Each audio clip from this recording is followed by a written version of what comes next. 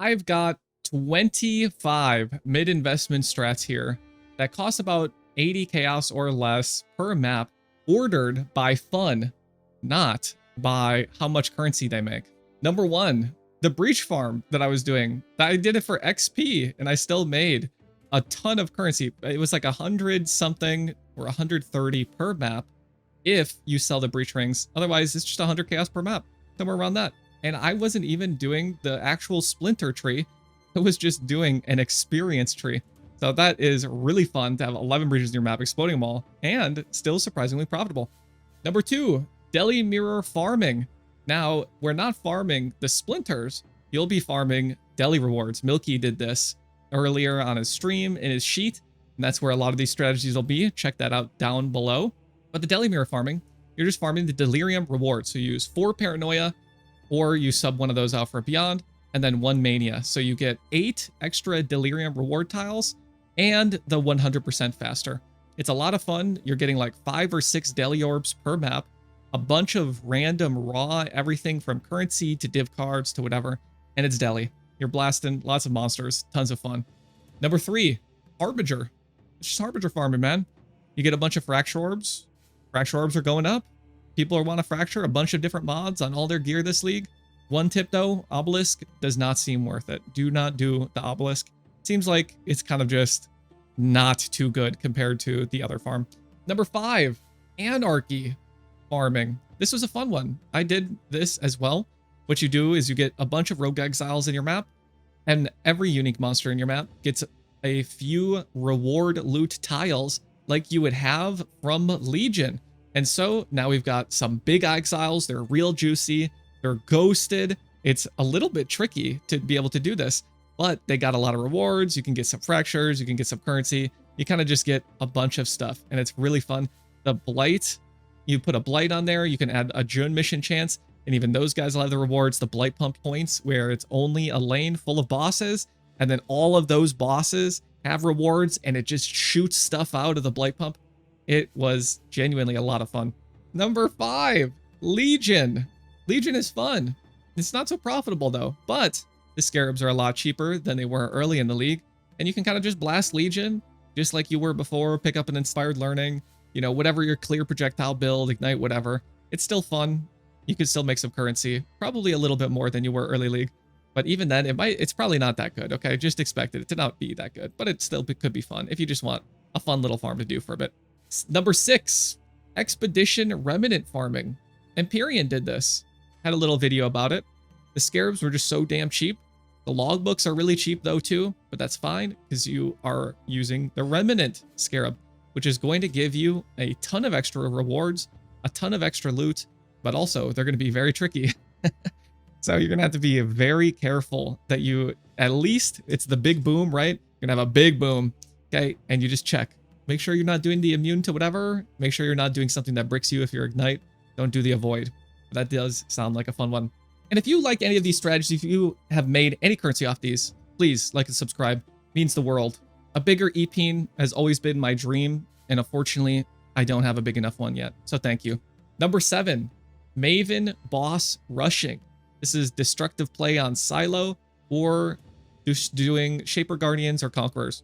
You get some T17 maps. You get a ton of Guardian and Conqueror maps, which you can run with the same tree and just blast those as well. Your Silo, you get some Guardians, whatever, then you start blasting those, and you do the invitations. You roll them, get them rare. You could get some Woke Gems. You're going to get some Maven Splinters if you're running the Guardians and doing the invitations. It seems pretty fun. It seems pretty easy, and you kind of just blast and go. Ambush is still profitable. I was wrong in that other video. I thought this was the one thing that was going to be priced towards T17s, and it turns out it wasn't even that. So it's not even priced for T17s. It doesn't even matter. So ambush, still profitable on T16s. My bad. 8 mods, you do whatever. You can do a low investment ambush strategy, but the higher investment, getting a couple of them rusted ambush scarabs, and then a few of the extra open, the rarer discernment, maybe even, although that one's a little bit pricier, kind of tips it a little bit over the mid investment. And ambush, still plenty profitable. Number 9, ritual. Not so profitable, but it's a pretty fun farm with the right build.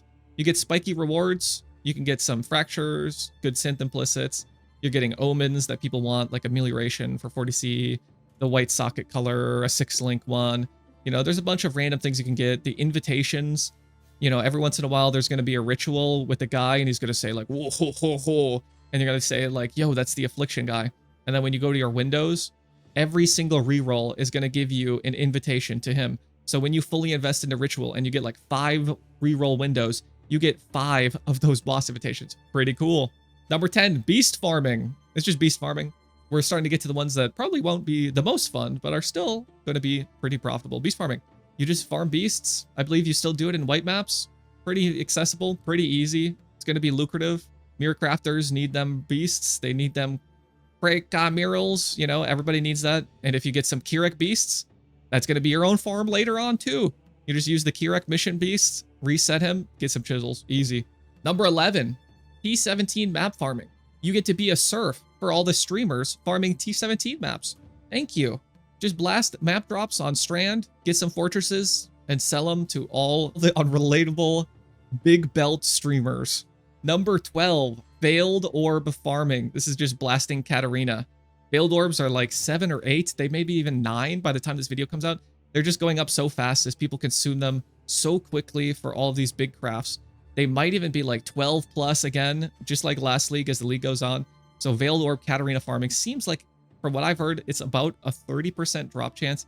So if you can do a couple of these in an hour, get a couple Katarinas, blast them up, that's not too bad, you know? If you can even get 1 an hour and they're 12 plus, then that's not bad for just blasting Katarina. If you could somehow squeeze 2, now you know you double, right? Something like that, something like that. And Gravicious in Transport, upgraded all the way, has been giving many fat stacks of Divine cards. I've seen many, like huge Divine drops, like Sephiroth. There's a chance. Number 13, Essence farming. This is just calcification. You're just going to do calcification, still in yellow maps, unless you can handle them in red maps, and it's just as easy. Calcification, turning all the rare monsters into essence monsters. You do a big map like that. Giga investment, giga essences. It's really fun, and it could be pretty AFK since it's in yellow maps, and you'll probably have a pretty decent build at this point. Number 14, stacked deck farming. This one was really easy. You just buy 5 cloister scarabs. The problem is the mobs really hurt, and they have proximity shield. So keep that in mind.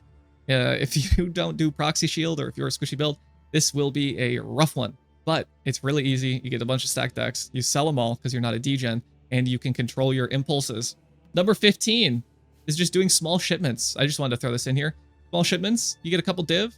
You know, I'm getting like, it feels like I'm getting at least around a div every 3 shipments, right? So every wave I send out, I get like another div. It takes like almost no time.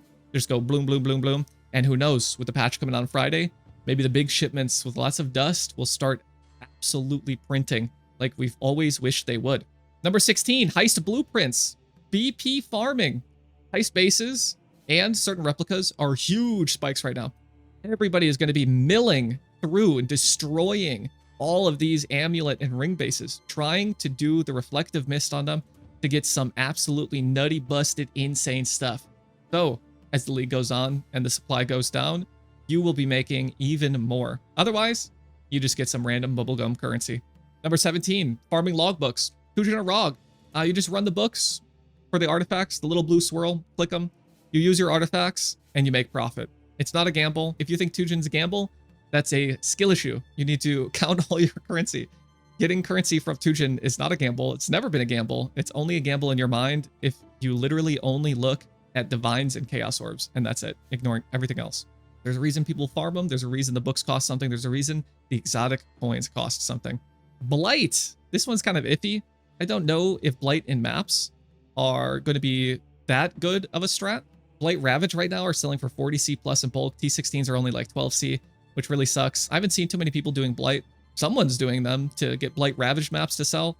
There's a lot of people that want those double anointed amulet bases, and when you land one that has like mana res and whatever suppression and something decent, these are going to be like 1 div minimum plus bases.